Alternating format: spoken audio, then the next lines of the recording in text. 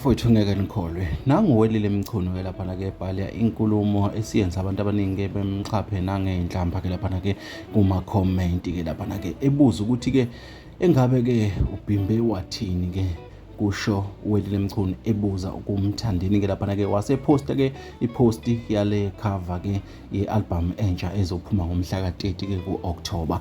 Bafowethu ngicela uqala nginibingelela kwisiqiniseko esemida-ke abaqala ukusijoyina kuleli khasi ngicela benze ubulungiswa-ke bacindezele ibhathini ka-subscribe-ke baphinde balayikele amavidiyo-ke enginenzela wona. Bafowethu-ke indaba inkulu uwelile Mchunu-ke seqale phansi sikhumbule nakwi-Paris-ke laphana-ke wakwazenza imanga-ke waphinde wabuya nakuyigushi-ke wazenza imanga. Siyakhumbula impela ngcofana noMahu kungasukumi phansi. Inkinga inokuthi uMahu wayekade esebenzisana-ke nomthandeni-ke igcokama-ke elisha. Nakho-ke namhlanje-ke ephinda-ke laphana-ke umthandeni-ke iposti yakhe izolo-ke esezothi-ke engabe-ke uBhimbe wathini wasephosta iposti-ke yekhava-ke kamthandeni-ke laphana-ke okuyi-CD noma album cover-ke yomsebenzi-ke omusha-ke ka-2025-ke ozophuma ngazo lezi 30 zika-October.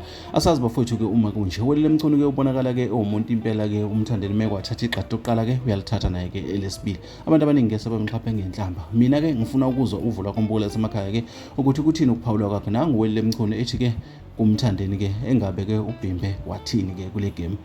Asazi bafowethu uma kunje abantu abaningi-ke bathe uyaphapha-ke abanye-ke basho okuningi-ke baze bagcina sebagxeka ikhishi lakhe, kodwa-ke mina ngifuna ukuzwa-ke uvo lwakho bafowethu. Asidibane kwezinye.